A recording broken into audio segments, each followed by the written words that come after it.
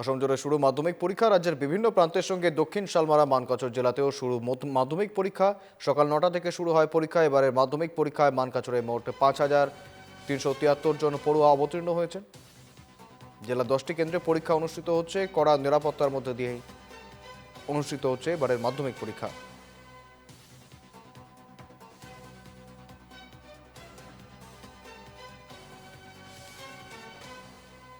আর এইবেলি আজি যিটো মৰ্ণিঙত আৰম্ভ হ'ব, এইটো হাইস্কুলৰ চূড়ান্ত পৰীক্ষাৰ আৰম্ভ হ'ব।